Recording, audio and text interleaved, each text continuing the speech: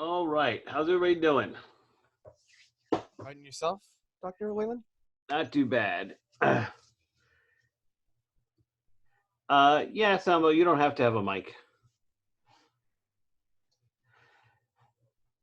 But, you know, I do think everybody should follow along as we kind of go through this. As we work on setting up an environment that you can use to, you know, practice hacking and cybersecurity and also really anything to do with IT. So that's really our goal today. I would like to do these more often. I'm looking for kind of more ways to do these extra things, and I know it's hard right now because we're all stuck at home. But yeah, I'd like to be doing more with people, and ideally, you'll have some type of virtualized environment to do these things in. So what we're doing today is we're setting up a basic Kali Linux and Metasploitable. So Metasploitable is it's like a super vulnerable operating system. So it's one that has like all the flaws, like everything is exploitable. So you can try a bunch of things out. We're also going to take a look at VulnHub, and you can see there are some, you know, there are places where people post all kinds of potentially vulnerable, you know, operating systems. So there's a lot more. We're kind of just getting started today, but this is the thing I found is, you know, we'll do stuff and students won't have, you know, they won't have, you know, Virtualbox set up. They won't have, you know, Kali install, and so they can't even get started. And that's what we want to do today. We're just getting started. Show of hands here. Who has Virtualbox installed on your machine right now?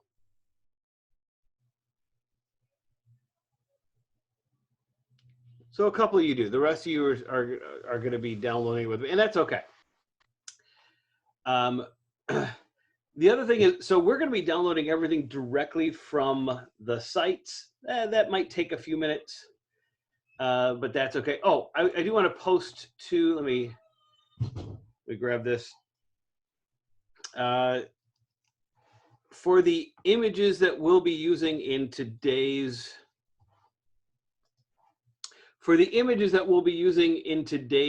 you know, hack along, I have them posted to OneDrive, so you can download them there.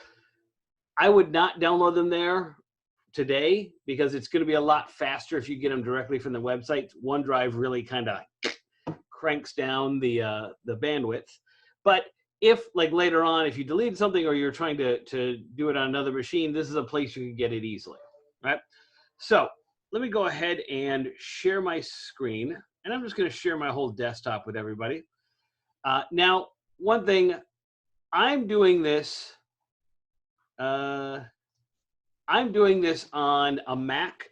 It's not that different doing it on a, you know, Windows machine. You should be able to follow along pretty easily. If you can't, unmute yourself and ask a question. That's the reason we're using Zoom is, you know, if you get stuck on something, you can share it with me and I can, you know, immediately kind of give you some feedback. Everybody with me? Thumbs up if you're with me. All right. So first things first, we need to install Virtualbox. So if you Google Virtualbox, you will go to their website. So Virtualbox is a tool it's a free open source tool for hosting virtual machines. That is, I can run, it says right here, I can run Windows, Linux, Mac, and Solaris, right? I can run Windows NT 4.0, XP, right? DOS, Windows 3.x, right? Old versions of Linux. That's actually super useful. Well, it's useful in a lot of cases. One, if you want to play old DOS games, you can set up a DOS VM and play those, and I've done that. Two, if you want to, you know, practice an exploit that works on old machines, and there are a lot of old machines still out there in the wild. You know, you'd be shocked at how many Windows XP machines are still out there. And you can practice them in this virtual environment and see what exploits work. So first we download VirtualBox. If you are a Windows machine, you're going to click here and download, you know, the Windows install. If you're on a Mac like me, you're going to click here and download OS X hosts. And it's downloading a DMG.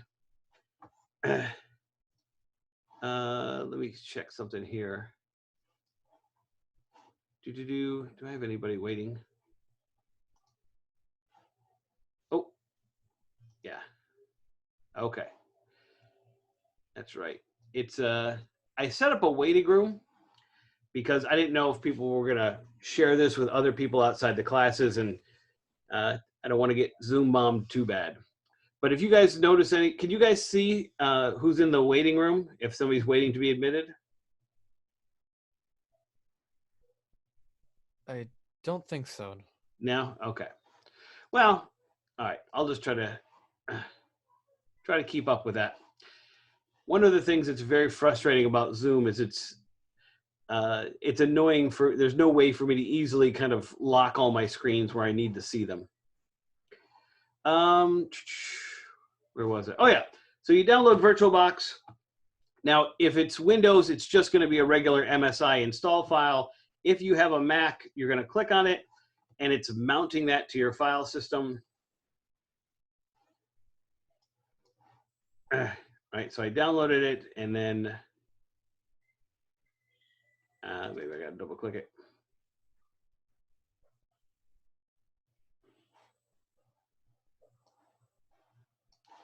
And why is that not working for me? Have I already broken it?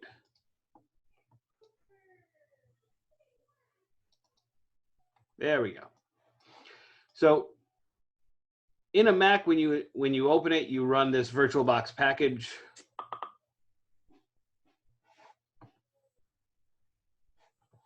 And then it's going to verify it. And if you're running a Mac too, it might give you the thing, hey, this is from an unknown, you know, an unknown company. So you have to kind of go into the security settings and set that up. But I'm going to click continue, install.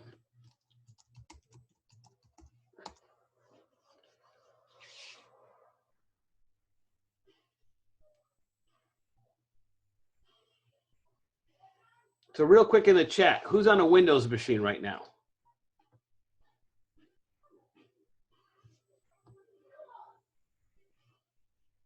All right. I'm going to turn on my computer right now so I can use it. Okay. So, so yeah, download it to your Windows machine.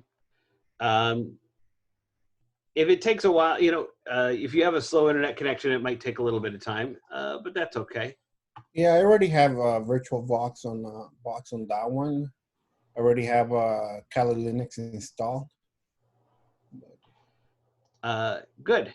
And so you can use that. You know, this Kali is the latest, but they're all pretty much the same. So once you've installed VirtualBox, go ahead and close it. You do have to give it access to your folder. I'm going to keep it for now.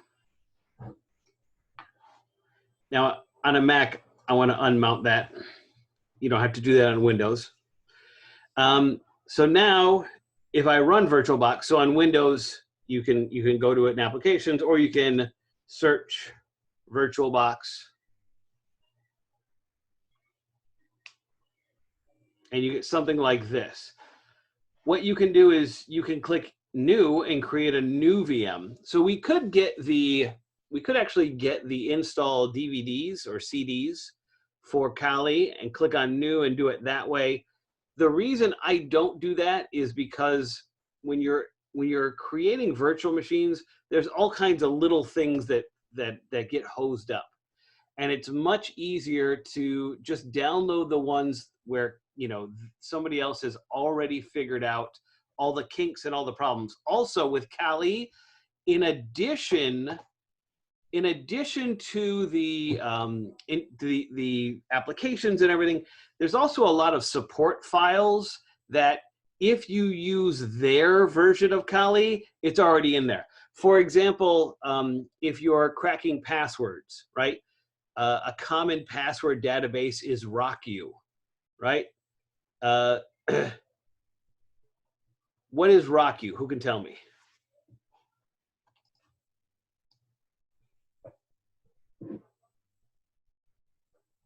Somebody here's got to know RockU.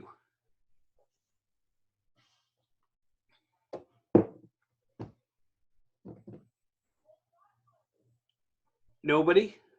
Now, some of you were in my 271 class, so now I'm embarrassed. Isn't that a password list? It Like is a common password list. Yes, it is a password list. And it is kind of considered the gold standard of password lists because basically this company, RockU, they were doing Facebook games, but they also had like the way that they had a deal set up with MySpace back in the day. They had a deal set up with MySpace, and MySpace like gave them direct access to everybody's database or to everybody's password, and so they had it all on their server unsecured. So they got hacked, and somebody downloaded literally billions of unsecured passwords. So it's a really good template. So if you set up your own Kali, you're going to have to go find that and download it and all these other things yourself. If you instead search Kali Virtualbox,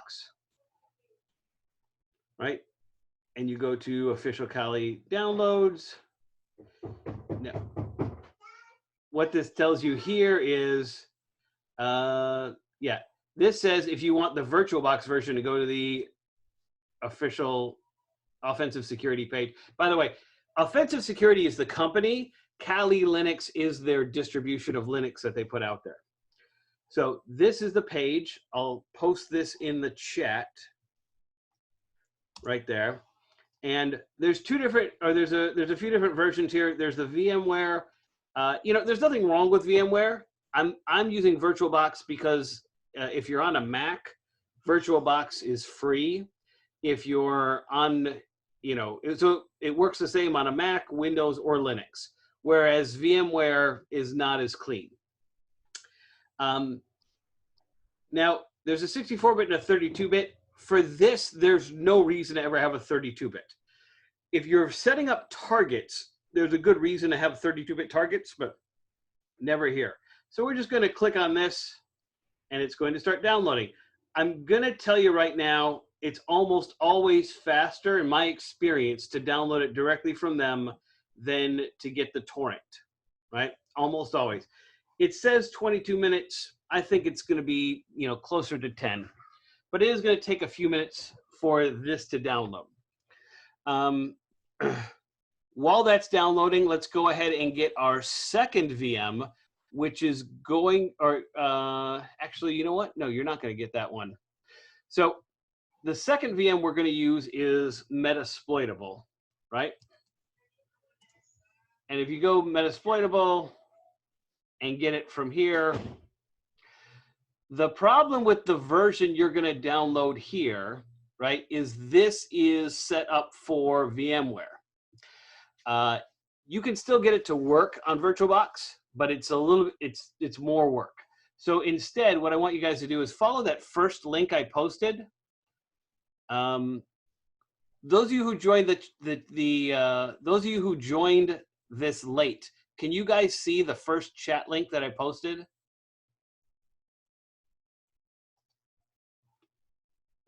Oh, No? Okay. So let me go ahead and grab that again.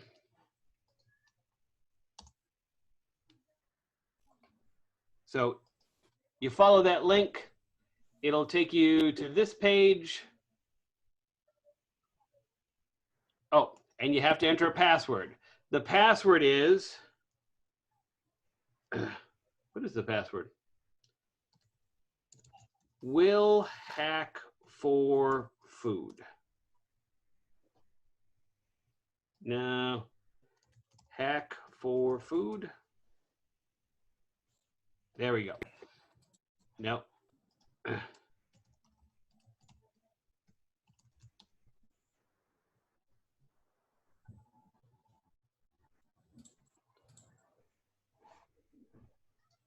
That was right. So it is will hack for food.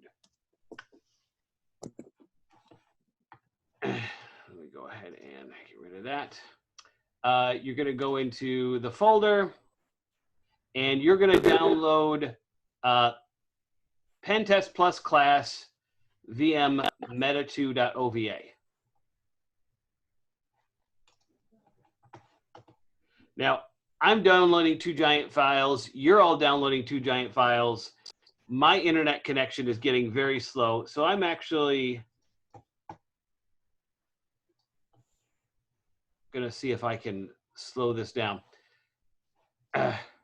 Right now, is there anybody who's having trouble doing these things? Who's stuck where? No, I'm good. I already downloaded the stuff, but like when I open the VirtualBox and I look for the meta exploitable file, it doesn't pop up. So the metasploitable file isn't there yet. Well, I already have it though. That's what I'm saying. I already had it downloaded. Oh, from me? The OVA? Yeah. Yeah. Let me see. I have it from one of the classes I took. Yeah, I might have given it to you before. Exploitable to. If that's the case, I'm just going to. Yeah, I'm going to cancel mine because that's just going to slow things down. So if that's the case, if you already, yeah, it's not going to show up for you right away. Let me find mine and drag them all here. You're going to have to add them in. So what I want is for everybody to download it, and then we're going to add it in. So I'm going to Pentest Plus.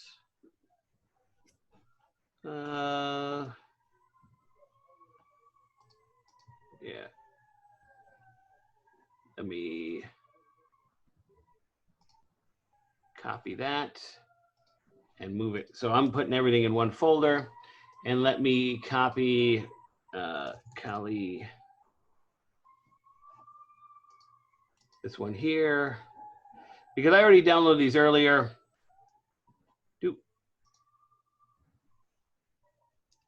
And I don't want to have my internet connection get really, really slow while I'm trying to show you guys what's going on. But I want to make sure that you guys are downloading everything. And I want to give you guys a couple of minutes to download these 2 things. So while that's going on, let me tell you guys a little bit. Basically, what you want to do is you want to have the tools to attack, you know, a particular server, web application, whatever. All of that stuff is in Kali. And then you want to have something to attack to test these tools out on. Metasploitable, like I said, is the super vulnerable one, right? Becky, you want to save it. So Cynthia wants to see the Kali Linux once more. So Cynthia, the link to Kali Linux is this one right here. So you go to that page, and then you're going to click on VirtualBox images, and you're going to download this one right here, right? That's the one you want to download.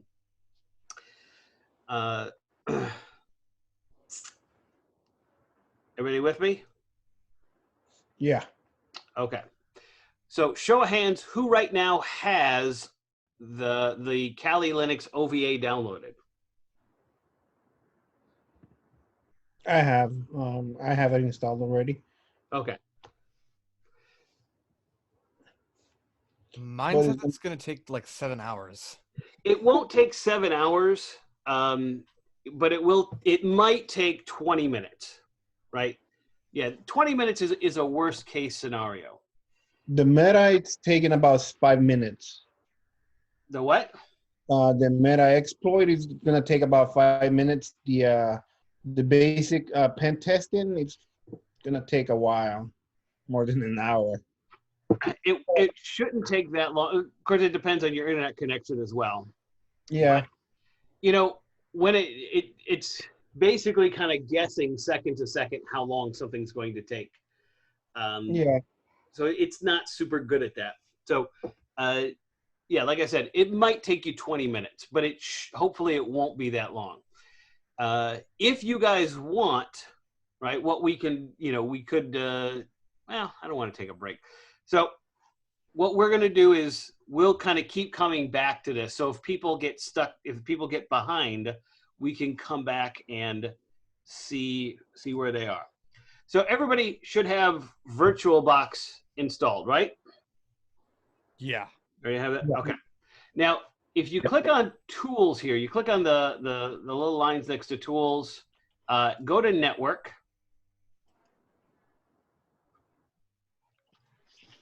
And this is showing you, this is VBox 0 is like an internal private network. So that is if you have machines that are only going to talk to each other, you can have an adapter in the VBox 0. If we click Create, oh, you know what? I don't think we have to create this anymore. But I'm going to enable it anyways. Let's go back to Welcome. Let's click on Import. And if you have the Kali OVA, then you're going to go to Temp Downloads. You're going to click on the Kali OVA. You're going to click Continue.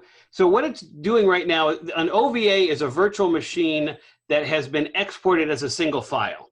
And the reason you do that is so that you can share that with anybody, you can share that with anybody across any platform. So if I create the virtual machine on Mac and I try to share it with Chandler on Windows, there's no hiccups if I export it to an OVA, give it to him, and he imports that OVA. I'm going to tell you right now, every time I do it with Kali, I get an error on the USB controller. So I always uncheck the USB controller, right? That is, don't import the USB controller. And I click Import. Kali Linux has an agreement policy I have to do. I click Agree. And it starts going, and this is going to take 2 or 3 minutes while this chugs along, but it should work fine. I've also had issues before where I've had to uncheck the network adapter and then add it in later on, right? Those are things that often give you errors when you are trying to import an image, but the great thing about VirtualBox is you can take away any of that hardware and then just add it in later because it's all virtual. Everybody with me? Yeah. All right, so Becky says, I have nothing to import. Have you downloaded Kali Linux yet? You don't install it, you download the OVA file and then you import it into VirtualBox. So Becky, have you okay, so you're still downloading it. So you're not going to be at this point yet. And that's okay. That's fine. Before we leave today, everybody's going to have a working version of Kali and a working version of Metasploitable. And I also want to point out there's like a million other potential targets that once you have VirtualBox up and running, there's a million other potential targets. If you're curious, if you go to VulnHub, So VulnHub is a website that literally does nothing but, you know, people create machines with vulnerabilities and post them online, right? And if you do, if I was to say, you know, VulnHub, easy machine or beginner, right? What do we start with? Ridiculously easy, basic pen testing 1, right? So if I click on basic pen testing 1, which is one that I have already posted over here, right? That's one I already shared with you, right? This is one where he tells you, you know, hey, this is a small root to boot. There's some basic things you can do to exploit this. And then if you're like, well, that's not enough help, I need more information. Hold on one second. That's not enough help, I need more information. You could Google basic pen testing 1 walkthrough. And here's somebody who has a walkthrough. Here's some videos of walkthroughs of how people have hacked these machines.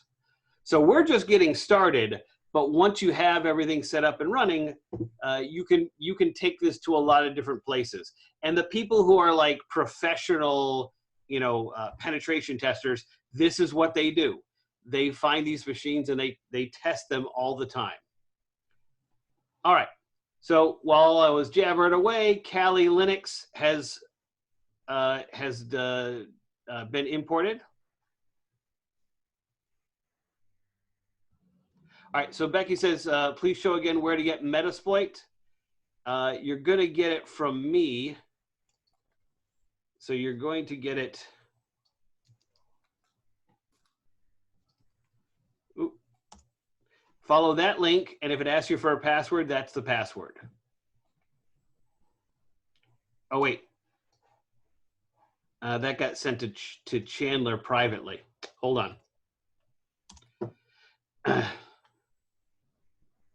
That is an annoying thing about the chat in Zoom, is sometimes it seems to like randomly pick somebody and whatever you say goes to them privately. All right, so I got the file downloaded on my end. I'm close to finishing downloading. Okay, you're close to finish. What'd you say, Becky? Which folder? Basic pen testing, Kali Linux, pen test. Day 1, creating a lab. The pen test plus. That's where I'm. The pen test plus. That's the one you want to download. This one right here. Oh, okay. Thank you. Yeah, that is the file that has the Metasploitable image on it.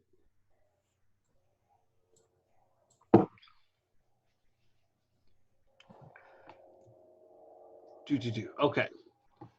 Yeah, I downloaded both the Kali Linux and the pen test off of your link. Okay, good. So that worked faster for you then.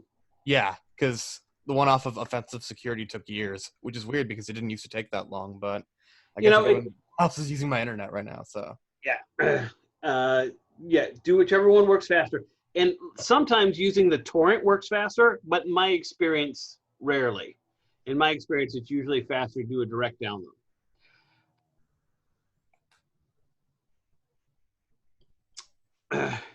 Cynthia, I'm sending the links here to the chat. Are you not, you're chatting, so don't you see the link right above it?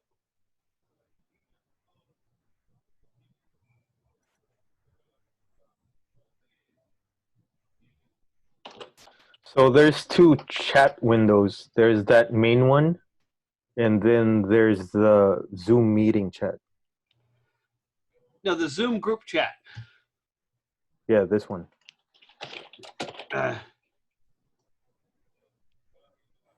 Yeah, there's another chat window?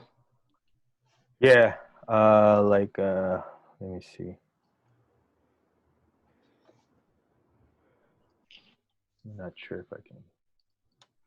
If I private message you. Yeah, if you private message anybody, right? Yeah. But everything should be in the main chat window. Yeah, but for me, like I have another window, which is the main Zoom, and I have chats in there too. Yeah, if somebody sends you a private message, then you'll have that. But It'll go to that other one. Yeah, everybody should still see the main the group chat window. Right. Okay, so Cynthia's got it. Okay. All right. So I've downloaded Kali. Now what I want to do is I want to go to settings and I want to go to network. And by default, it's NAT, which is network address translation, which basically means it's going to use my host machine's IP address, which is fine if all I want to do is connect to the internet. The problem is I want to connect it to the internet and to other machines. So go down here to NatNetwork, right? And choose that and click OK. And when you do that, then you start it up. And you get a bunch of annoying messages. If you didn't disable the USB thing, you also might get an error here. And you just have to go back into settings and turn off USB. Just started the import. Okay, and it'll take 3 minutes. Allow me to take this time to complain about the wyvern being the symbol of Kali, when clearly for cybersecurity, the owl should be the symbol, right? The owl has perfect hearing. It's totally silent. It's a predator that cruises at night. The owl is clearly the symbol of cybersecurity, and yet they have this stupid thing. Illuminati. Yeah, so that'll boot up, and eventually you should get something like, well, it's a wyvern, which is a dragon that doesn't have front legs. Now, because you did the default install, you're going to use their username and password, which is Kali and Kali.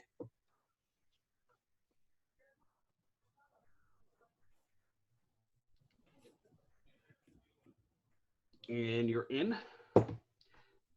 And then once you get in, the first thing I always do is open up a terminal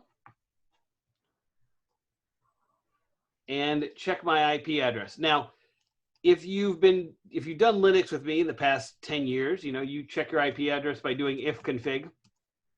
And that's the old way of doing it, and they don't have it on the new Kali. So you have to do the IP address show. And down here, we can see that my IP address is 10.2.15.24, which hopefully will work. Should work. So now I have if I wanted to test, hey, do I have a functioning, is this working? Is my network working? The first thing I would do is I would ping 8.8.8.8, which is Google's DNS server, and it's kind of like the North Star of the internet. And because I'm getting a response, I'm going to hit Control-C to end it, and we see that 7 packets transmitted, 7 received. Boom, I have a functioning Kali, everything set up, everything ready to go, virtual machine. I can test anything now. Yay me.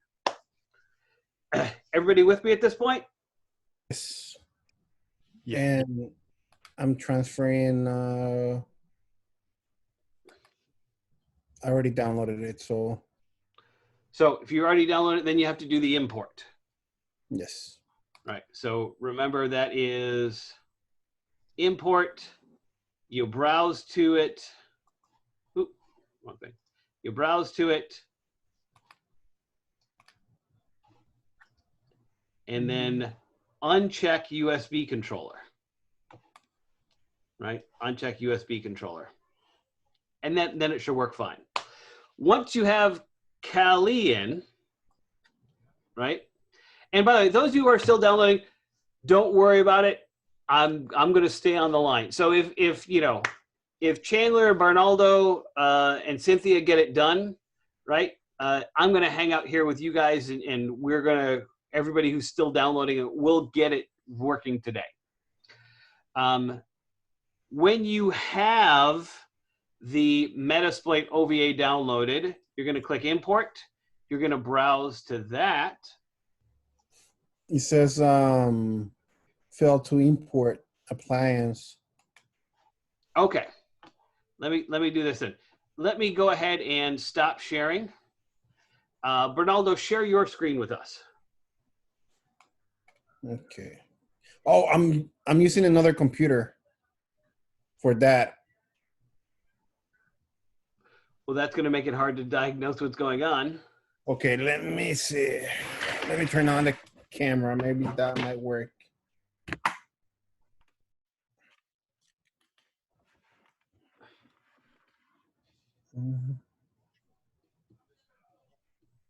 Just out of curiosity, which MAC address policy should we have for Kali and Metasploit? I have an image. Give me 1 second. So Removing.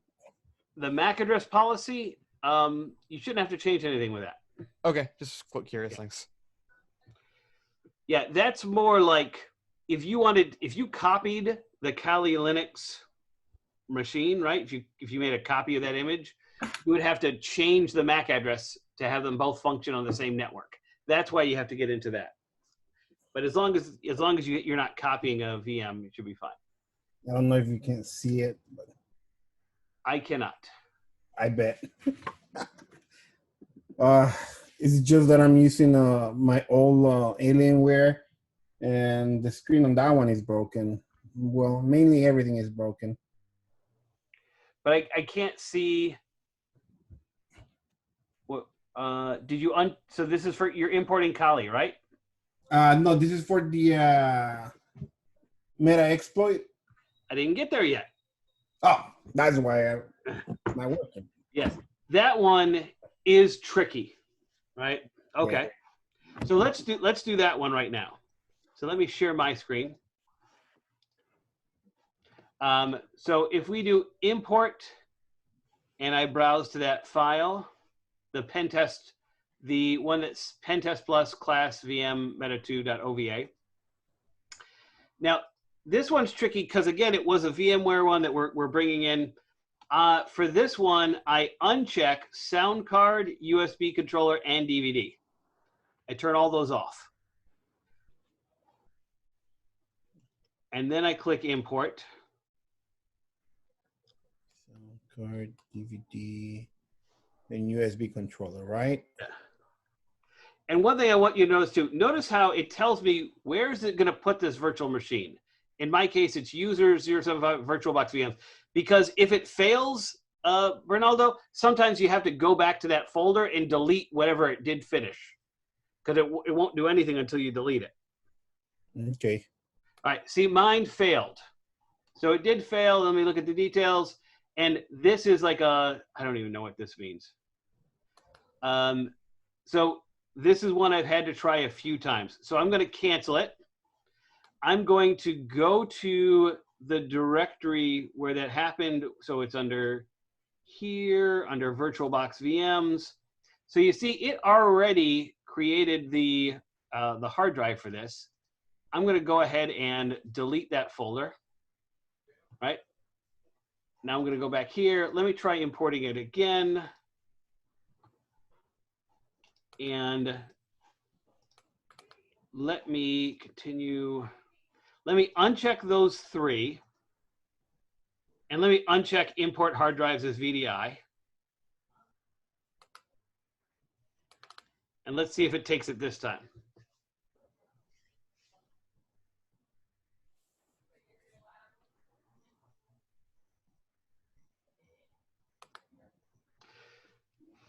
So this is not an uncommon thing where you go to import it and it doesn't work, and you got to kind of play around with, all right, what can I get rid of? And the nice thing is you can get rid of everything and add it in later. See, that's what it was. So to review, you click on import, you browse to the pentest. You browse to the pentest plus machine. Click continue. Uncheck DVD, USB, sound card, and uncheck import hard drives as VDI. Those 4 things you have to uncheck. And it still might fail on you. And you got I signed up to take like I said, the company that makes Kali Linux is called Offensive Security, right? I signed up to take their certification exam, and their motto is try harder, right? And because, you know, you've got a bunch of people trying to figure out how to hack machines, you're probably going to get a lot of dumb questions and people who are frustrated, and they don't want to sit there and answer with you. So they say, try harder.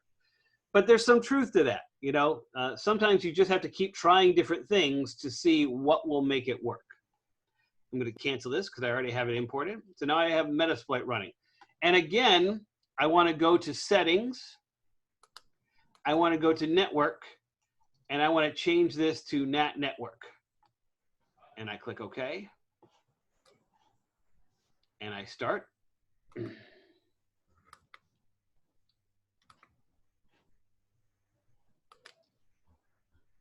it should boot up now.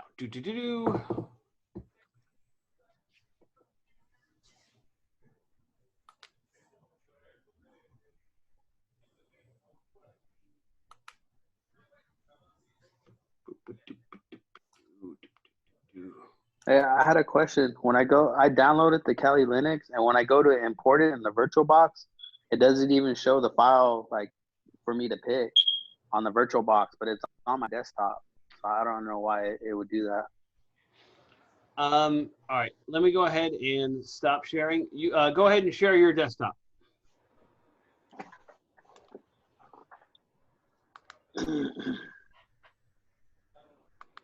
Okay, let's see.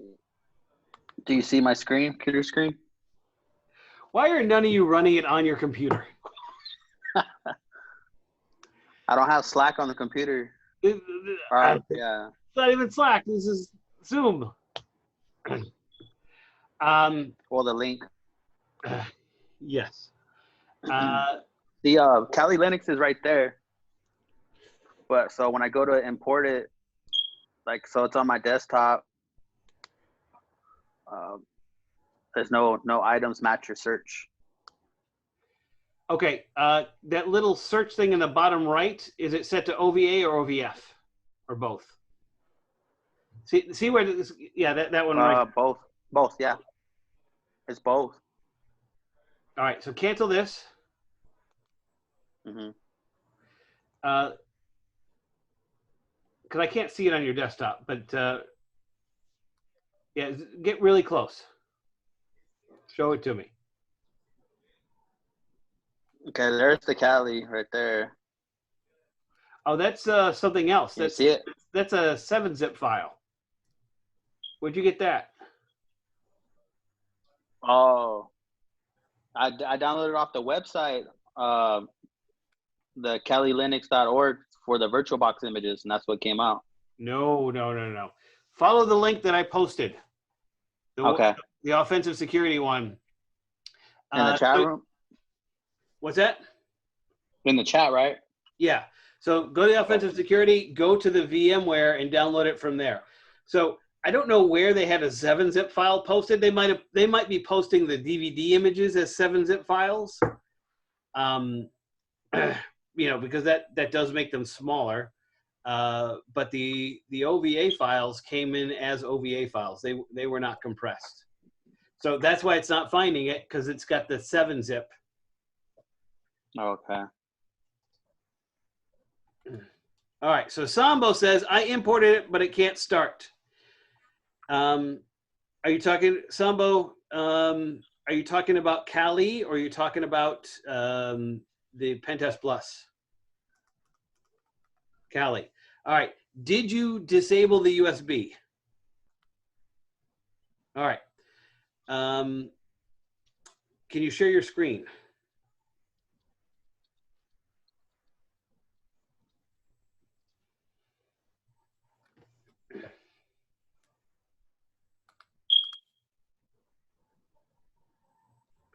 By the way, somebody needs to change the battery in their smoke alarm. I don't even have a smoke alarm. All right, that's not better. I'm just joking. So Sambo, you should have, like, at the bottom, don't you have like a little thing that says share screen? There you go. All right, so we're looking at Sambo's screen. Okay, click on the little name next to NatNetwork. Yeah, yeah, click that. Okay, so you don't have a network, which is what I was trying to do before, but it wouldn't let me. So in case anybody else runs into this issue, we'll do it with Sambo. So everybody pay attention to this. Sambo, go ahead and click cancel. Go back to tools. No, tools. Yeah. There we go. Click on those, the 3 lines. Go to network. Click on create. No. Click create. All right, go ahead and click create. Oh, but this is only creating host only.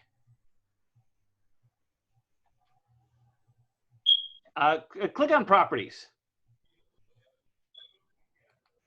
Is that only for host only? Okay. Click on the network tab at the top there. Yeah, there. Try create. That's still only creating host only. All right, hold on 1 second. Let me, because you know what? This is the kind of thing, I've literally deleted my VirtualBox like 3 times today, but you know how it is, sometimes it leaves, so it might have been something I did before. I think he's in the tools one. He has to click on the Kali thing there.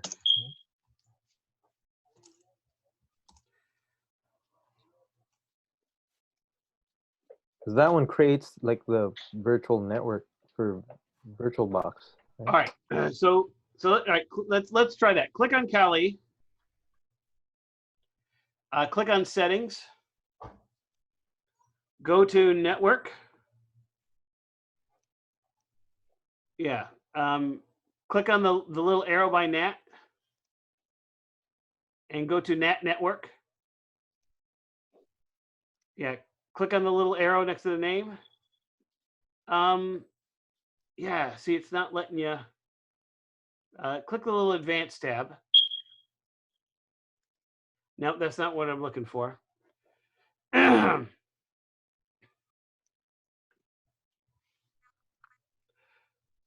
Okay, so you're not getting an error because of this. Maybe because you have to boot into it first. So click on the little arrow next to attach to first. Nope. The little next to attach to. It says NatNetwork. It says NatNetwork. Yeah, click on that. Put that. Turn that back to Nat for now. Yeah. Click on USB. Okay. Why won't it let you click OK?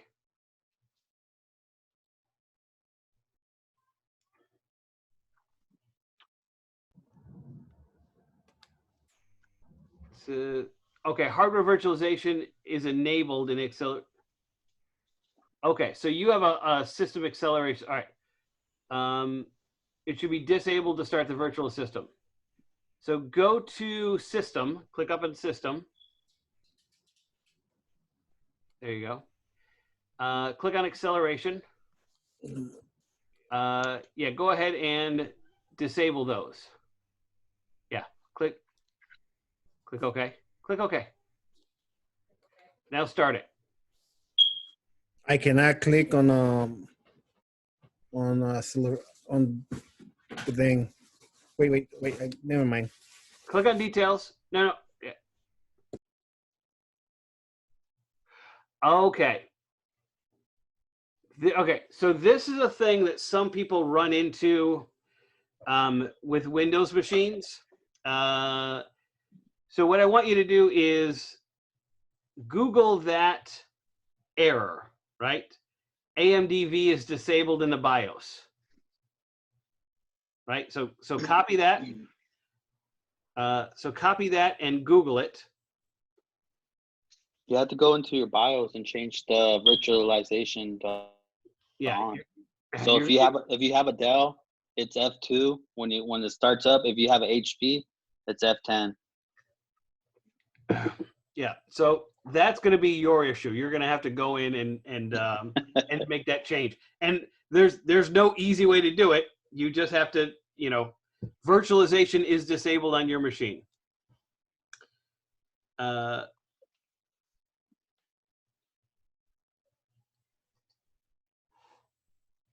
So yeah, there's nothing for you to do but to kind of fix that, and you're not going to be able to keep sharing while you do that. So I'm gonna, yeah. So you can go ahead and stop sharing.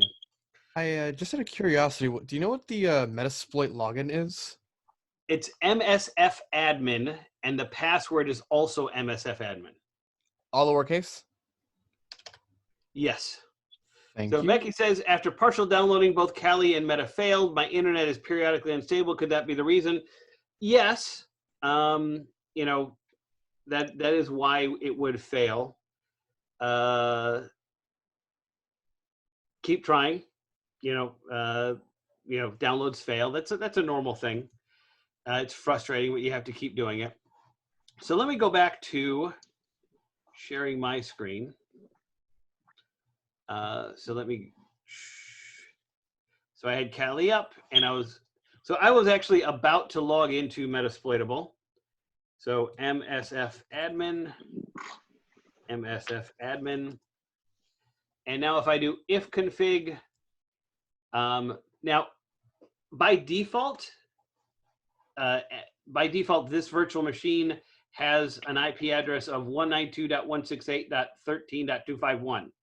I don't want it to use that. I want it to grab an IP address, right? So I have to do sudo dh client.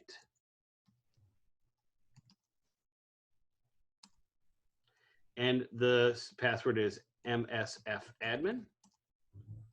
Now so now we see that it got offered 2.0.2.8 and it took it. And now if I do if config, it shows my internet address is 10.0.2.8. Does that make sense, everybody? What was the command again? The command was sudo dh client. So that's the command that tells your internet adapter, hey, don't use the IP address that you've been statically assigned. Go grab one from the DHCP server, right? That's what I'm telling it to do.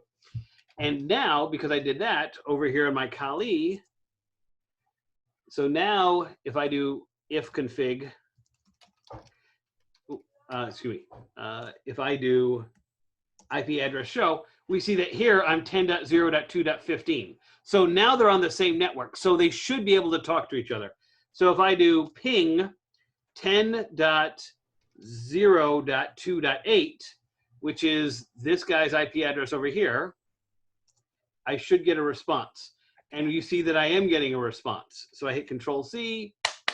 Yay! That's it. Boom. I have a functioning cybersecurity lab. I can test things in here.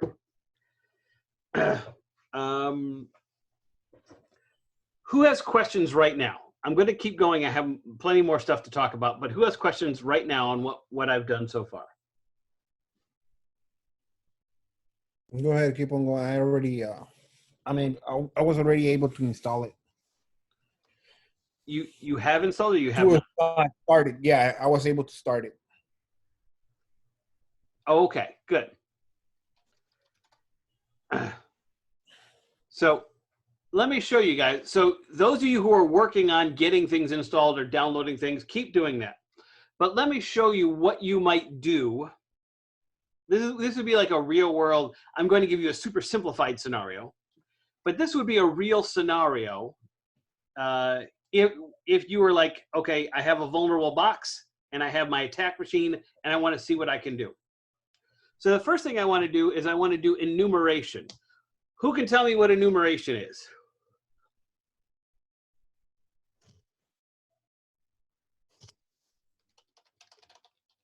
Nobody? Some of you people have taken 271. You should know what enumeration is.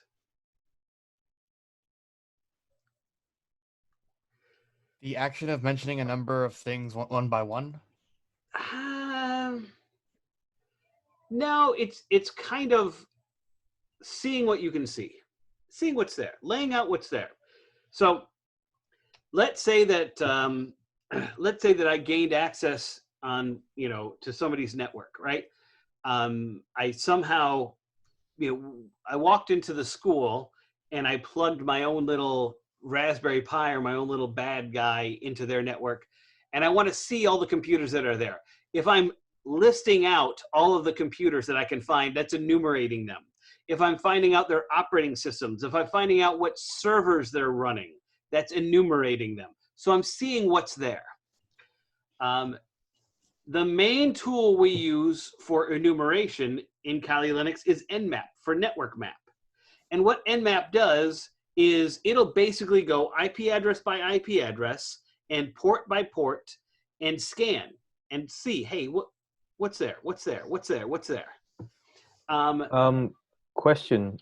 Yes. If I'm Dirtbuster, is that enumeration as well? Like scanning for subdomains or subdirectories? If you're what? If you're scanning for subdomains or subdirectories, like with Dirtbuster, is that enumeration as well? It is. We don't usually. We usually have a.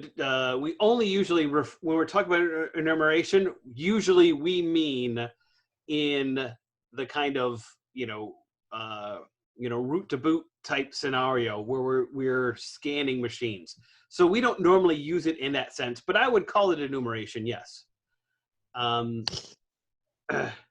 So the main tool we use is Nmap. So if I do Nmap, now Nmap has a million options. I can give it a whole range of IP addresses. Now I know the IP address is 10.0.2.8. So I'm just going to tell it, hey, scan that one address. And if I don't give it any options, it just does the fastest scan possible. And it tells me, okay, this is the version of Nmap that you're using. This is the report. This is how long it takes.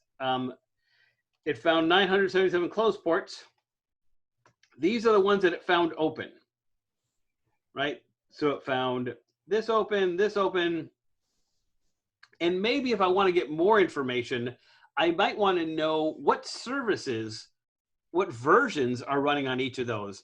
And then I can check out, what vulnerabilities they have. So I might do -SV. And now notice it's taking longer because it's not just, am I getting a response? It's trying to figure out, okay, what version of Telnet, what version of SSH of all these things are you using?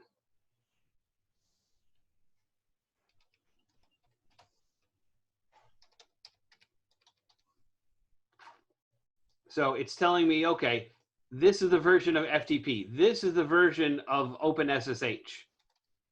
Is everybody with me? Does that make sense? Thumbs up if it makes sense. Yes. Okay. So let's say you're a bad guy and you're doing this. At this point, you got to do some research. You got to figure out what could I use of these things in order to gain access. Because this is a simplified example, I know right now that this is a problematic setup. So if I copy that and I come over here and maybe I Google VSFTPD, right? Notice there's like a million entries right here with Metasploit, all these things, right? So obviously this is, there's stuff going on here. And maybe I'll search for Wikipedia. I actually think a lot of times it's easiest to go to the Wikipedia entry for exploits, just to get kind of a general idea. So this tells you, okay, so this is actually a really interesting story. So what happened, so VSFTPD is a very secure file transfer protocol daemon. And this guy, it's an open source project, and this guy kind of became a part of the project, and he submitted bug reports and helped and fixed code, and he was like a legit part of the community.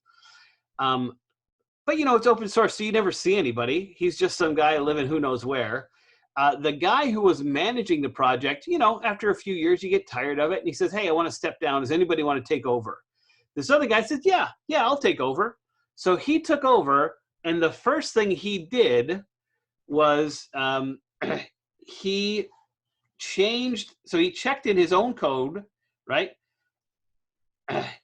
And for version 2.3.4, if you put a smiley face in the user as the username, then you gain a command shell on port 6200. So that is, if I try to log into FTP and I give it a smiley face, it's automatically going to open up a brand new port for me, which I can use to get a reverse shell on the machine, right? So, you know, that's a huge issue. Anybody who knows this, if you're now, I'm going to tell you right now, you're not going to find anybody running VSFTPD version 2.3.4 because the people who ran the other people contributing to the project found out that this code had been changed within a couple of hours and this was taken down. But if you updated within those few hours, this was the one you updated to. And that is the one that Metasploitable is using. So what I would do is telnet to 10.0.2. Was it 6 or 8? Let me see. 8. I could have looked up there, right? And I'm going to telnet on port 21, which is not the telnet port, that's the FTP port. And I log in with user and then invalid. And I end with a smiley face. And then pass. What? And this is kind of a telnet thing. Control and right square bracket to end, and then quit. So the connection is closed, right? But now, if I do netcat 10.0.2.8 on port 6200, netcat just allows me to send and receive things over the network. Now, it doesn't show me anything, but if I do who am I, Chandler, who am I?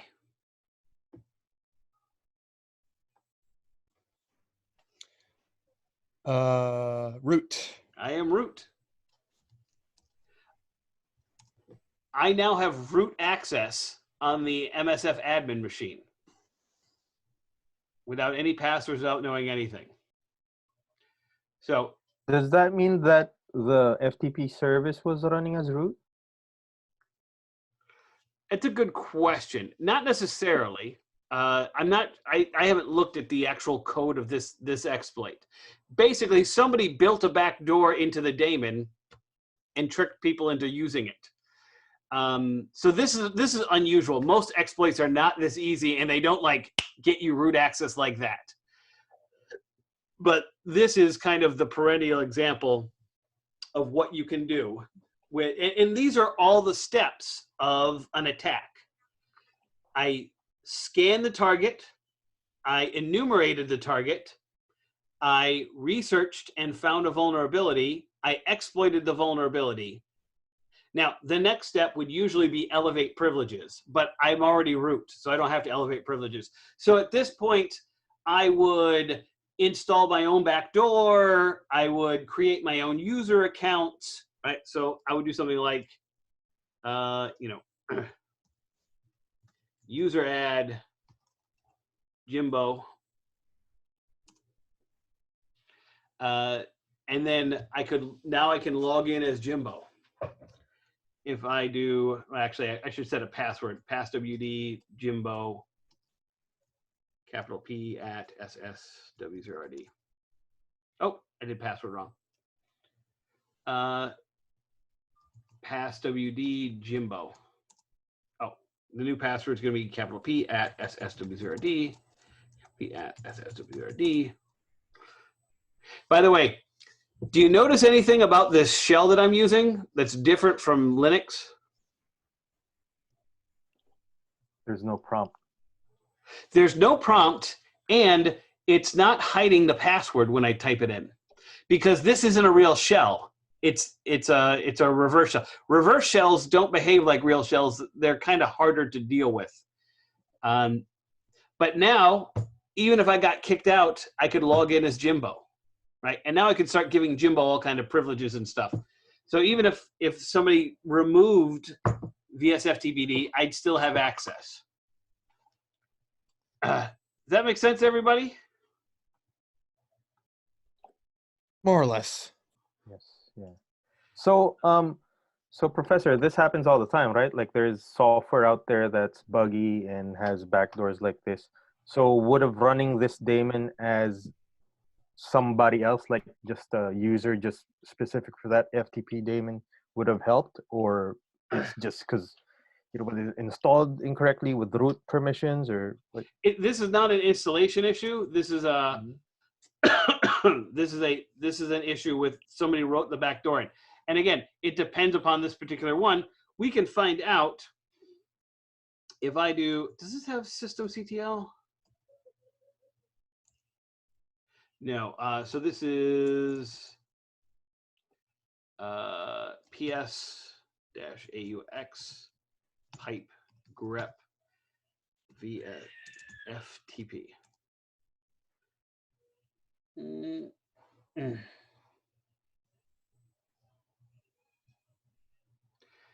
So you can see, I can't point to things with my mouse because there's not a graphical interface, but you can see that VSFTPD is running as nobody right now. So it's not an issue of it being run as a person with too many privileges. The code will open up a backdoor that gives you access as root, regardless of what VSFTPD is running as. If I can get my code onto your system, I can do anything I want. You know, Okay. Yeah. So this is something. The only solution is to update VSFTPD, right? That's the only solution. That's the only thing that protects you from this. Okay. Nobody should be using FTP, anyways, right? FTP is not. Yeah, there are better ways to do it. You know, you can do secure FTP through SSH, right? Through secure copy. Right. There are always better ways. There's no reason to be using it. It's good to see that the guy that did this hack has moved on from being a developer to playing Captain America. What do you mean? Oh, his name's Chris Evans. Really? Didn't he play Captain America? Chris Evans plays Captain America, but I didn't see a Oh, name. no, he is not the same guy. He probably, they just have the same name. But I didn't see a name for the guy here. Oh, right there. It says developers Chris Evans under VSF. Oh yeah, Yeah. that's the probably the guy who, I don't know if it's the guy who's running it now or the guy who started it. Sorry to interrupt, but when I tried to get into Metasploitable, it keeps on saying there's a server error number 3. All right, let me stop sharing. Chandler, you go ahead and share your screen and show me the error. Got it. Hold up. Here we go. Share. Right here. What do you mean? What are you trying to do? Oh no, there's no StartX. There's no graphical interface for this, Chandler. Oh, okay. Yeah. Sorry about that. So you're logged in. That's as logged in as you get. Now, what there is for Metasploitable is there is a web control for now. Okay. Right. So let me show you. Cynthia, you are going to share your screen. We're going to take a look. You get 1 minute, but let me show you guys real quick. So here in Kali, if I open up a web browser,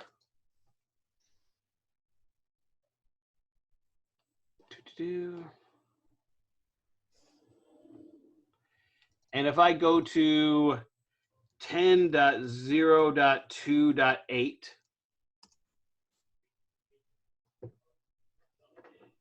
this takes me to the main interface. And if I go to like damn vulnerable web app here, this is a vulnerable web server that you can target. If I go to phpMyAdmin and I do msfadmin, msfadmin, msfadmin, save. What?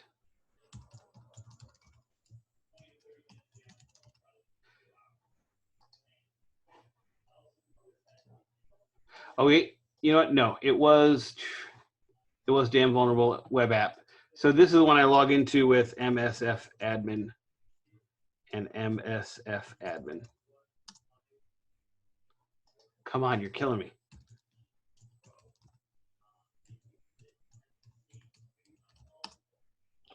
That one says admin password.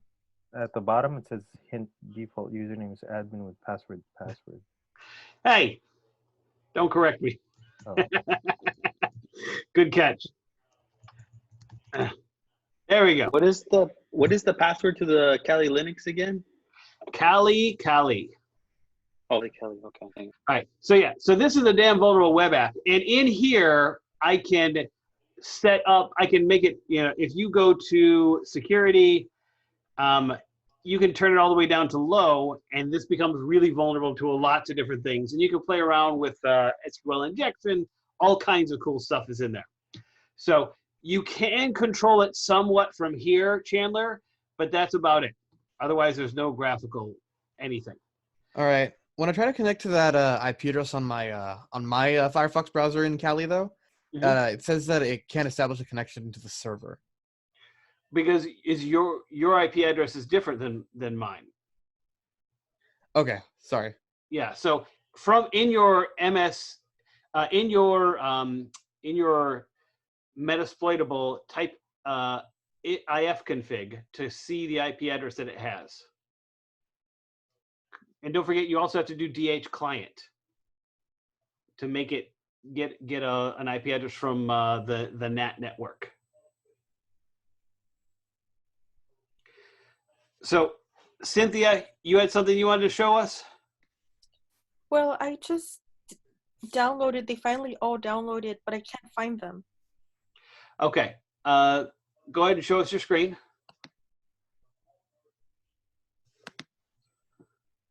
So this is where I am here. Okay. And I'm supposed to add the file here, right? Yep. Click on that. So typically we'll go to downloads.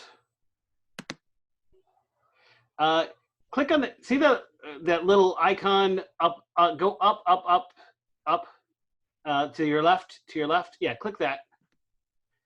Change it to list. It's a lot easier to see things as a list. Okay, click on date modified. The column date modified. All right, there you go. Oh. Okay. All right, so now click next. Down at the bottom. You can't see it on your screen. Yeah, but there's a next down there. Grab the window and move it up. See if you can. Oh no. Yeah. Try hitting tab, and then hit enter. There you go. So again, uncheck USB controller here. Uncheck USB controller? Yeah, because that gives me problems. And then go ahead and do next. But again, I don't know what's going on with your, agree. There you go. And then just do the same thing for the remaining. the same thing for the other one, except you're going to have to uncheck DVD, USB, sound card, and the import hard drive as VDI. So this, just all of these? No. No DVD, USB, sound card? Yeah, and the import hard drive is VDI down below. Lower. Lower. Do you see it? No, lower, lower, lower. Move your mouse lower. You're shaking it around. That's not moving it lower. Oh, because it's not. It's just making this noise. I don't know if you could hear it. Yeah, but I'm just trying to get you to point to import hard drives as VDI. Oh, I'm trying to scroll down, right? That's what you. Nope, you don't have to scroll down. It's on the screen. I'm looking. There you go. Oh, this. Yeah, that one. You're for Metasploit. You're going to uncheck that. Okay. Yeah, Thank but you. you're fine for Kali. So actually, we'll let this finish, and we'll import that one with you. There you go. So Kali is imported. Oh, looks like you already have Metasploitable imported. It's right there.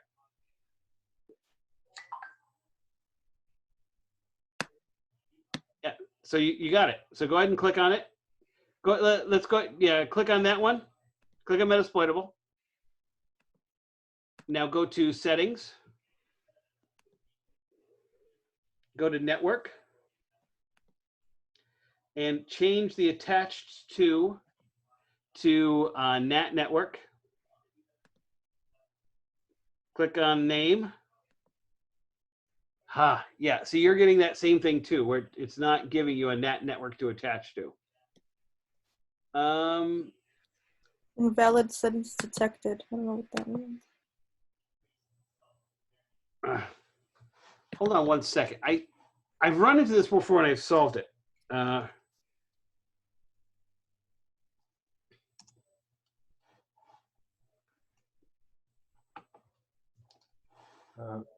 You'd have to create the network first, the NatNetwork first. Yeah.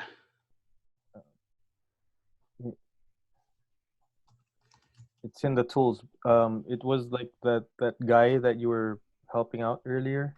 Yeah. Like that. Yeah. So it was there. So why weren't we seeing it before? Okay.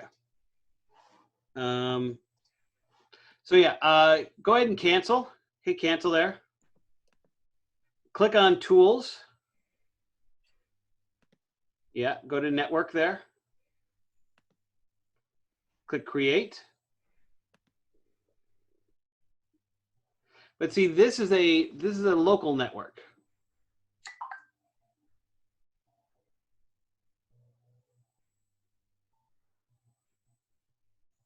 There should be one called NatNetwork. Should I just do it again? No. Don't do it again. Click on Network up at the top. At the top, the very top bar. The very top of your screen. The very top of your screen. No. The very top of your screen. Up, up, up. Move your mouse up. Move your mouse up. Move there. See the network up at the top? Oh, okay. Create. It's not going to be there. Go to File. Click Host Network Manager. Nah, try Create here. I don't think it'll be different, but try it. Now, close this. Yeah, close it. Go to VirtualBox. No, VirtualBox up in the top left. Top left. The word VirtualBox. Up and to the left. Network Operations Manager. Okay, now close that. Go back to VirtualBox. Preferences.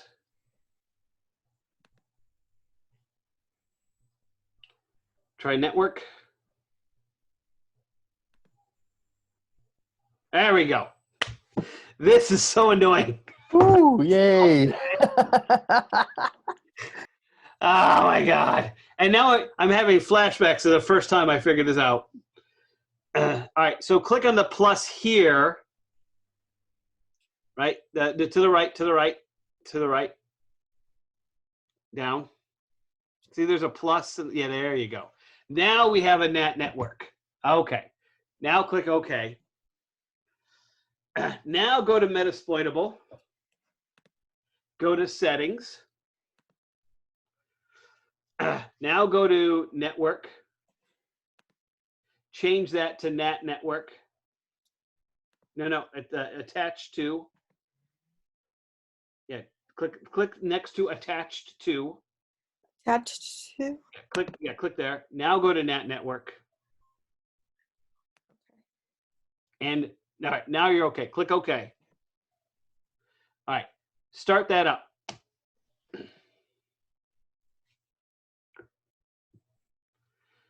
Click on details there. Okay, this is another USB controller issue. Click OK. Go to settings. Click on ports at the top. Is it around here? Not that top. Oh, right, there you go. Click on USB. Uncheck that. Enable USB controller. No, enable USB controller. There you go. Now click OK. Now start it. So yeah, USB is a common error in Virtualbox. I don't know why. All right, so you're booting up. So you're good to go. Now don't forget, Cynthia, you got to log in and run sudo dh client to get an IP address. So I'm gonna put this in the chat for everyone. With Metasploitable,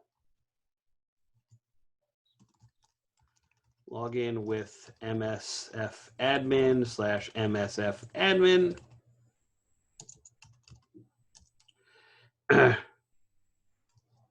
Run sudo dh client. Run ifconfig. Now you should see a 10.0. something IP address. And that's what you're going to target from your Kali Linux machine. Good. Cynthia, while we're here, why don't you start up the Kali Linux 2 so we can make sure that one starts. Click on Kali Linux and just start. Wait, no, let's change the network first. Click on settings, network, and change that to NatNetwork. And now, okay. Now start it.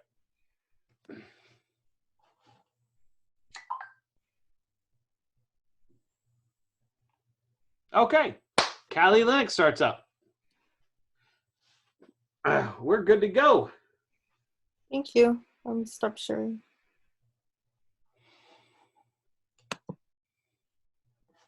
Thank you. Okay, so I know Becky had to go and she was having trouble downloading the files. Chandler, you got it up and running? I got my IP address from Metasploitable, and now I just got to go back to Firefox, right, and do my thing. Well, you can start with, what is that? Mine doesn't work. Out of luck for me. Give it up like that. Try harder. I agree. So Chandler, so what you should do is go back to Kali and do Nmap, Nmap, the IP address, right?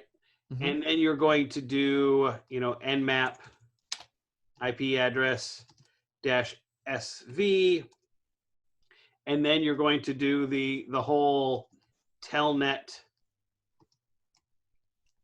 IP address 21, that whole exploit that I did. All right, and the IP address that it's showing us is from is where it says init adder, right? Yes. Okay, just making sure. Thanks.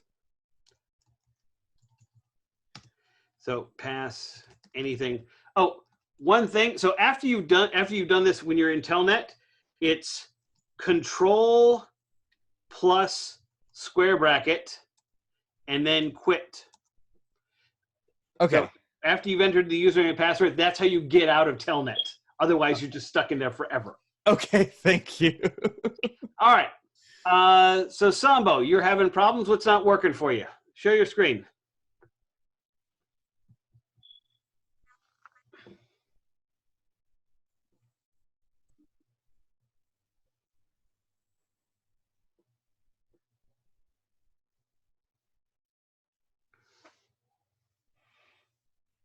Okay.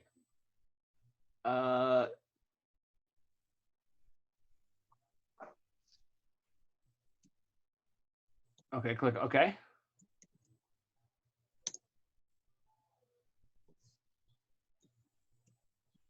Details.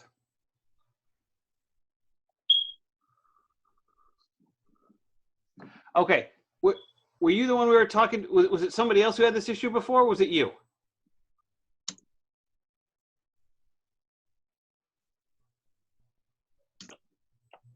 Yeah, I think it's the same guy.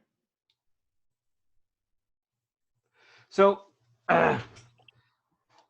so yeah, that is. Let me show you. Just kind of. It is. If you go to it's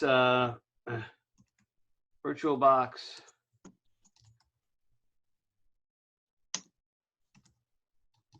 Won't start VM.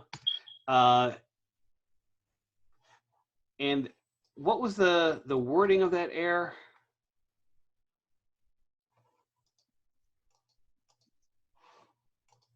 Oh, this is infuriating.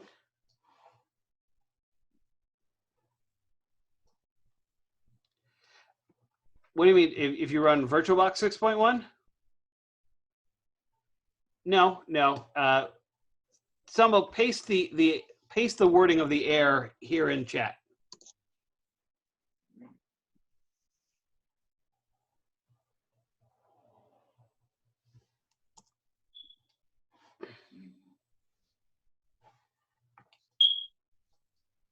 There we go. So that's what I want. So if you Google that.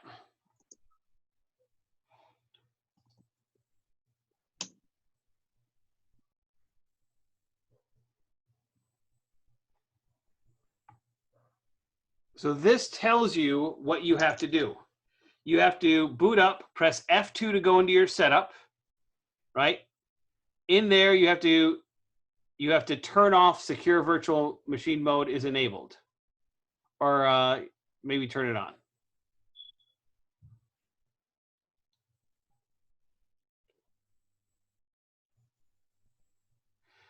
The other possibility is that you have Hyper-V.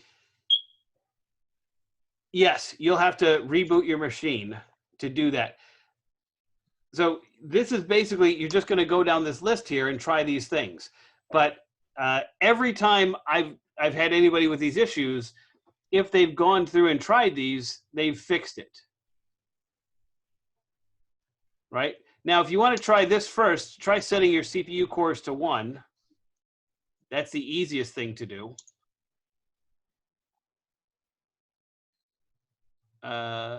Yeah, the easiest thing to do is set your CPU cores to 1. The second easiest thing, do you have Hyper-V installed, Sambo?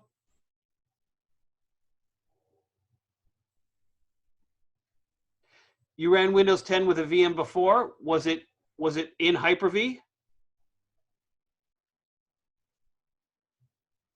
Okay, so you probably have Hyper-V turned on, and that's interfering with it. So I would say these direction, method 2, try doing that one right now.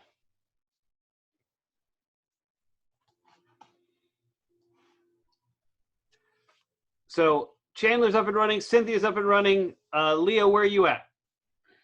I'm up and running, but I need to change the IP address to the Kali Linux and then the meta exploitable. Share your screen with me. Okay. Or did you have it on a different machine? Yeah, I have it on a computer now. Okay. So, can you see it? Yeah, but I don't think this is gonna. Bad. Yeah, I'm not going to be able to diagnose any problems with it like this. So, did you create the NatNetwork? Okay, so the NAT in the beginning, right before you boot up, right, you gotta hit network, and then you gotta hit the NAT, right? No. You have to remember what I was doing with Cynthia, where let me show you. So, oh, I am sharing my screen.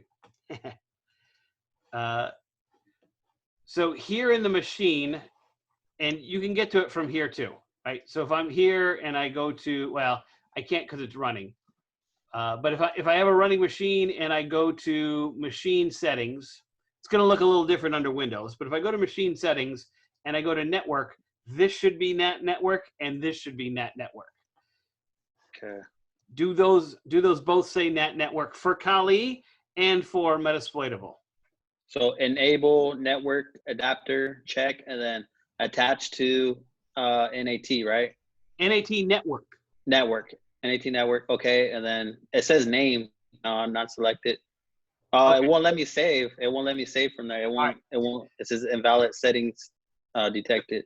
So you're running the same issue that Cynthia was, and again, I'm not exactly sure how to do it in Windows. On the Mac, if you go to VirtualBox VM and Preferences, and you go to Network there, you can add a NAT network. And it's really tough to diagnose if I can't see your screen, which I can't from a phone. Professor, sorry to interrupt, but there's a person in the waiting room that wants to get in. Can you send the link to this meeting in my email or something?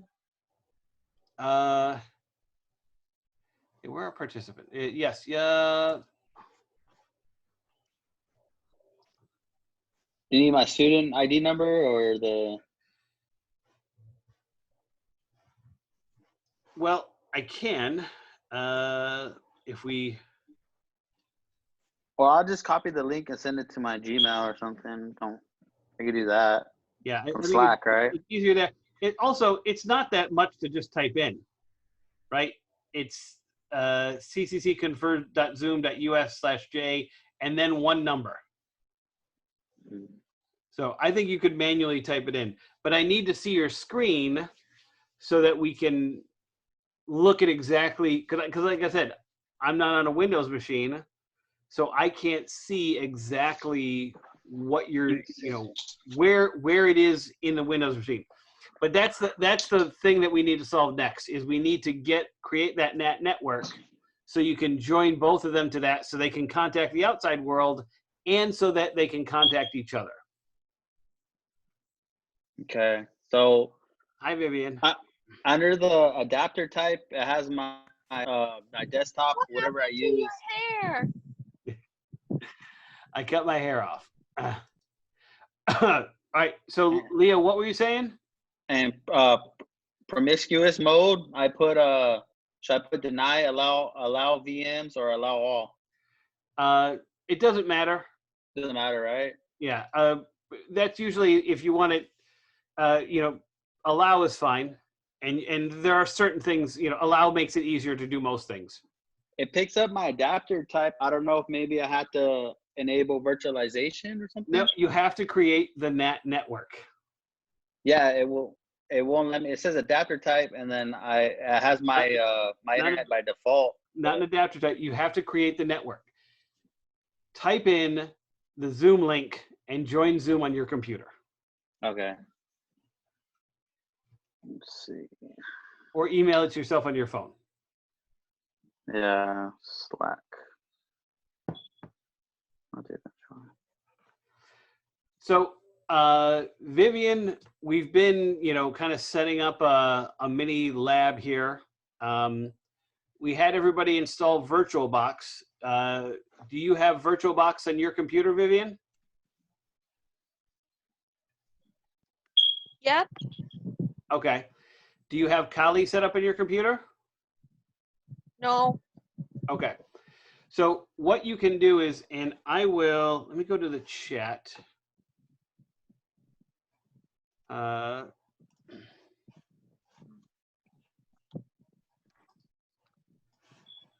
me go to the chat here. So I'll find the link. This is the link and the password to the folder that I set up. From there, you can download Kali Linux and Metasploitable, and then we can try to get you started. I don't know if we'll have time to kind of get you totally going today, but maybe later, maybe the next time we do this, we can you and I can meet a little bit earlier and get you going. Okay.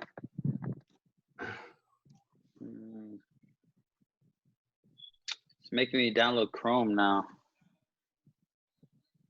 Let's see. What do you mean? You put in the link to what browser? To Internet Explorer. And it said you had to download Chrome? Yeah, but I'm gonna try to run Zoom again. I don't know why it's telling me to download it again. Yeah, I don't know. I mean, I use Chrome. That's weird, so I never get anything else. Oh, okay, join without audio. I think I got it. I got it going. Join. Continue. Sambo, you having any better luck? Oops, I joined the wrong one. Okay. Hey, just out of curiosity, when you were putting in the password for the telnet portion, did you meant to put anything or anything? Doesn't matter. Okay. Because you're not logging in, right? You're just putting in something so that it will get that backdoor exploit to turn on. Okay, that's all I was curious about. Thanks.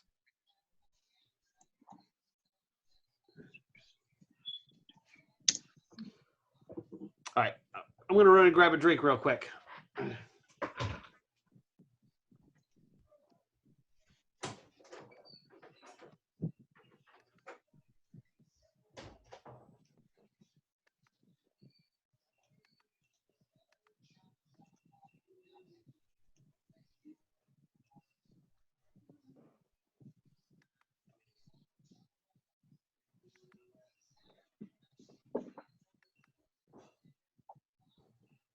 Angie thing.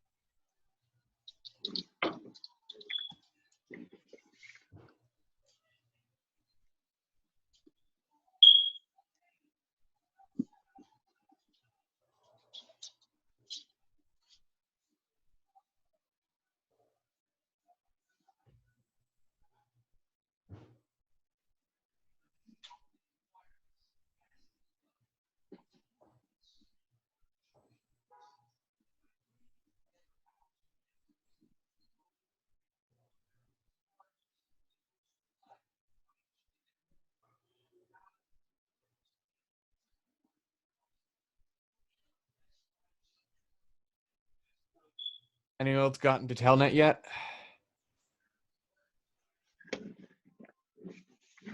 No, I think it'd be easier if you just uploaded the instructions, because I know there's instructions made for this already. Yeah, I can't figure it out either. So none of you guys are at the command line interface yet. You're still trying to resolve your Kali issue? Yeah, I'm still trying to get the network to run. I'm a bit fortunate then, because I already got I had mine up and running from the very beginning. I just had some issues with the imports, and I was falling a little bit behind. Did anybody graduate from the cybersecurity program this year? This year? No, not definitely not me.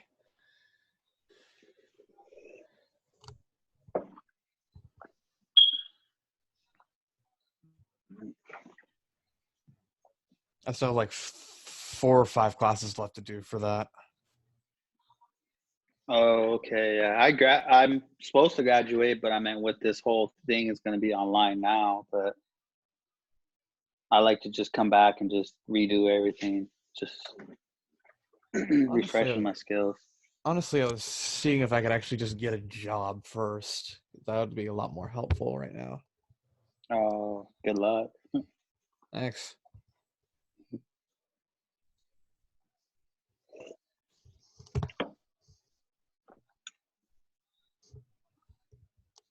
Leo, which one of Dr. Whalen's classes are you in?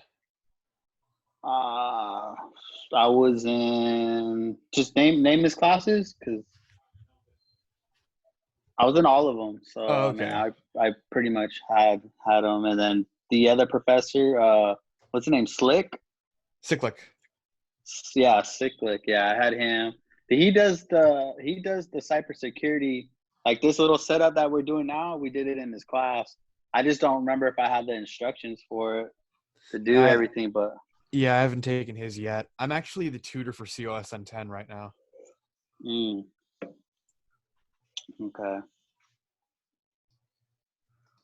Oh, there we go. Sorry, Leonard. Yeah, I was waiting. I was just like, all right. So can I share my screen now? Or how do I do it? Share video, right? Let me stop. Oh, share screen. There you go. And you can share. There you go. All right. Okay. Continue. So I want to show this, right? Okay. Okay. So you see how if you click on not selected, there's no option for you there, right? That's the problem. We need to create a network, a NatNetwork for you to choose there. Right. You can create using the, so it says right there, you can create, no, put the mouse back where it was. No, take your hand away. Okay. Take your hand away. Take your hand away. I did. Holds the name of the NatNetwork that this network card will, you moved it.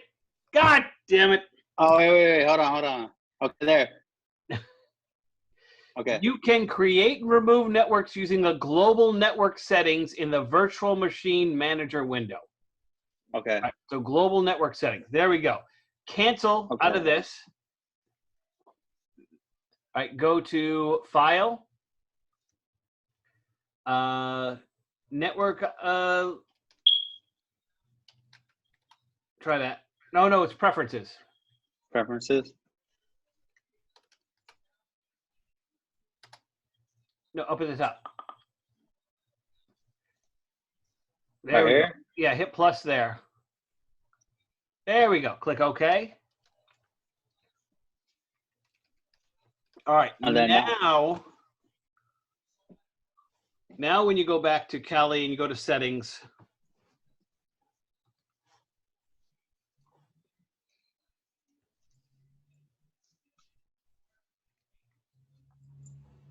okay. All right. So now you can click OK. And then the same one for this one or no? Yes, the same for that one. Oops. Leo, is that your fire alarm? It's already there. Yeah, it needs to be changed. I was supposed to do that like an hour ago. No. Oh, damn dog. Okay, so now we're good. So just press OK on both of them, and then I think I already had one of them running. So go ahead. Let's start Metasploitable first. Speaking of Metasploitable, I got to okay, I was able to get to it on Firefox. it's open. Oh, good. What? Oh, it's open. Yeah, I already had the medics. I had it running before. Okay, so we'll show it. Bring it up. Oh, it's not showing it? Let's see. How do I? No, You gotta reshare your screen. Yeah, you have to share like the whole screen.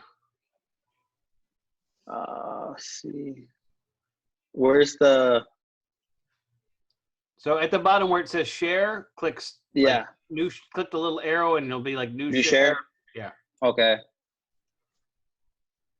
How do I just share the whole screen, right? Just press screen. Okay. Yeah, that's the easiest. So you don't have to jump back and forth. All right. So there we go. So now in here, now hit the up arrow on Metasploitable to run the sudo DH client. Again. Yeah, there you go. Hit enter.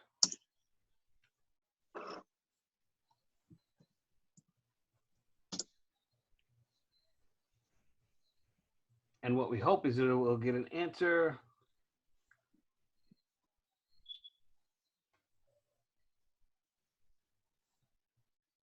It could be that because you made the change after it was already running, it's not going to work.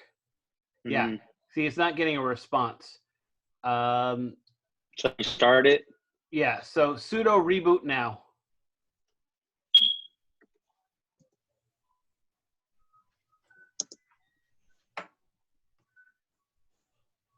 Reboot space now. Space now, right? Okay. Yeah.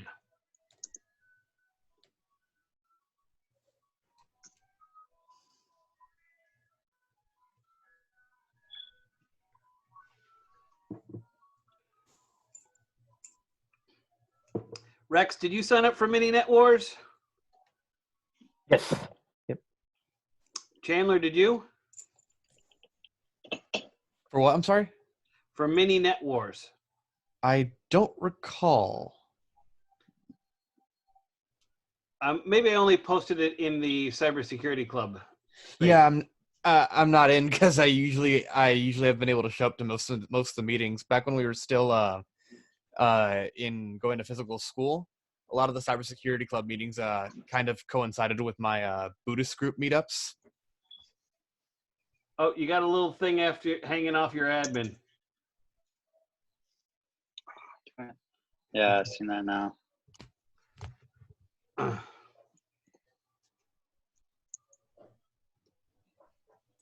So after we get to the Metasploitable 2 page, which link do we click on? Oh, it's the damn vulnerable web app, DVWA. Oh, okay, thanks. So that's like if you want to practice web application, like the basics, right? There's in there. And if you Google, like damn vulnerable web app walkthrough, there's a million different explanations of here are things that you can do to exploit things on there. And the username and password were what we inputted into Telnet, right? Or no, it's admin password. Admin password, got it. Yeah. It's MSFM admin, right? It's MSF admin. Oh. Metasploitable framework. Hold on.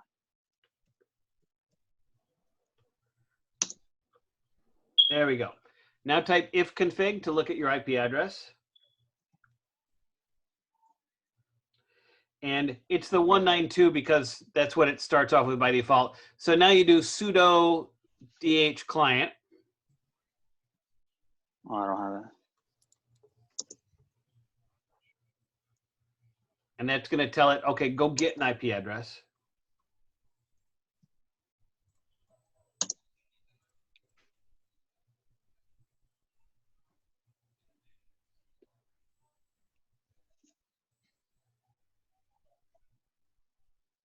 All right, it's still not finding it.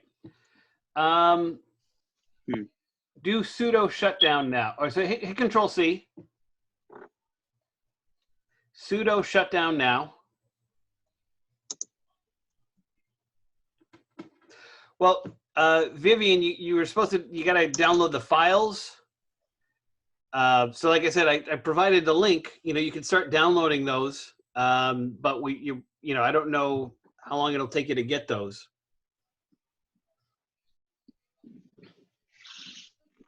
And I am going to post this whole thing online so you can refer to it later.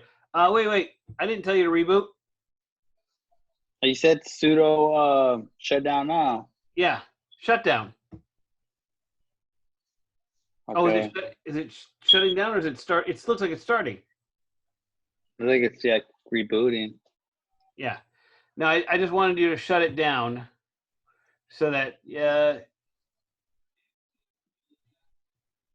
you go ahead and do that.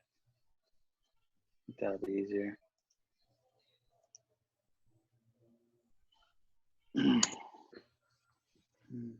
You might have to do it again. Yeah. Yeah, hit it again. Shut down the cast. Oh. So I guess the one you can't do it. Wow. So you got to wait for it to boot up and then shut it down. Okay, yeah. No, Vivian, you follow that link and then you go into the day one folder and there's Kali and Metasploitable in there. Metasploitable is called Pentest Plus Meta 2 something. But they're both in there.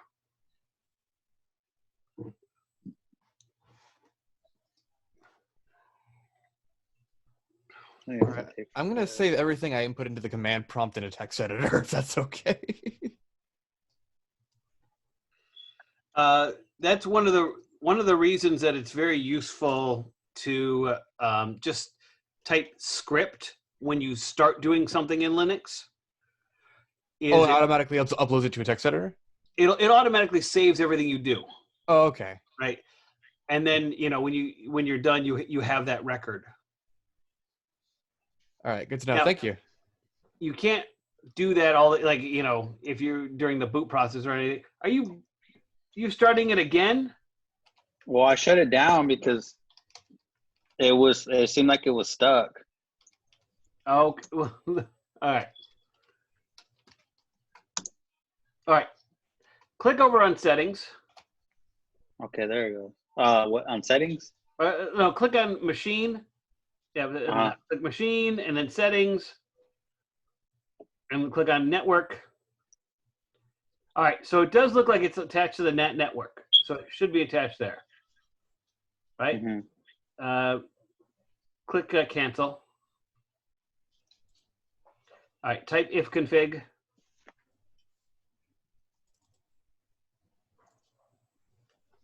All right, type ping 8.8.8.8. Let's just try it. Shouldn't work. 8.8.8.8. That's it. Okay.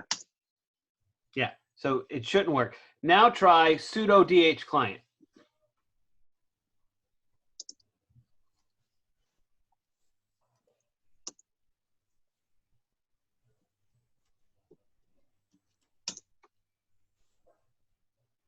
Okay, there you go.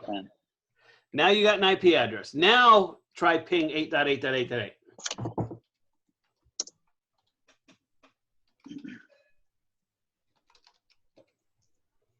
There you go. Go ahead and Control C. Yeah, you're good to go. And that's the target that you're gonna, when you start up Kali, Kali is gonna target that IP address, that 10.0.2.4.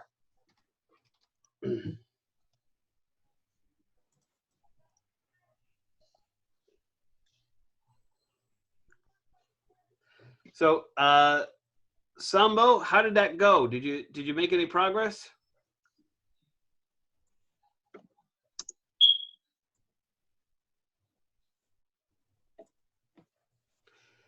So you change the setting in the BIOS, right?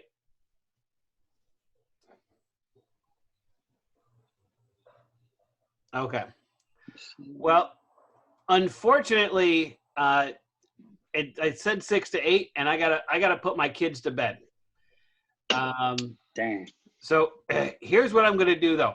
I'm gonna leave this running, and you guys keep in mind this is being recorded. It's gonna be posted. So Sambo, you can ask. Rex might be able to help you out. Chandler might be able to help you out. Keep trying. I think this is really good. I think we made really good progress today. Because Sambo's got a little bit of an issue, but I think everybody else got it up and running. Becky had some problems, but this is really good. So I don't know if we're going to be doing this every Wednesday, but I am going to try to regularly have this kind of hack along thing. And what I'll probably do in the future is tell you to download something from VulnHub, and then we'll kind of do it as a group. I'll kind of walk you through it. That'll probably, and then that's probably going to be the pattern we're going to follow in the future. But thanks, guys, for coming to the first hack along. Right? Thank you for having us. Hopefully this was useful to everybody. If you guys have any questions, like I said, I got to bow out, but you guys are more than welcome to keep working here. And if you have questions, you can keep asking them here in the chat, or later on tonight, you can hit me up in the Slack channel. Okay? Hey, I had a question. I know this exercise was in Professor Slicklick's class. You don't have like all the files for how to do all this tutorials that you can post up? No, I was just kind of winging it. This is a common example, though, of a vulnerable machine, right? Mm-hmm. Yeah. So no, I don't have. Although you could probably Google, VSFTPD 2.3.4 manual exploit, and you'll find a couple of write-ups on it. So I'm sure there are web pages where people explain what I've talked about. Okay, guys. All right. See you Friday. You. See you guys. All right. Thanks, Professor. Bye.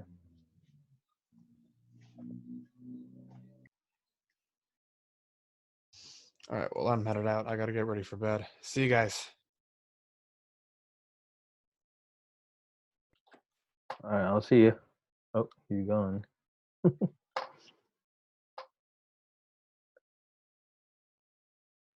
So it's just Cynthia and Vivian. Anybody need help? If not, I'm gonna bow out.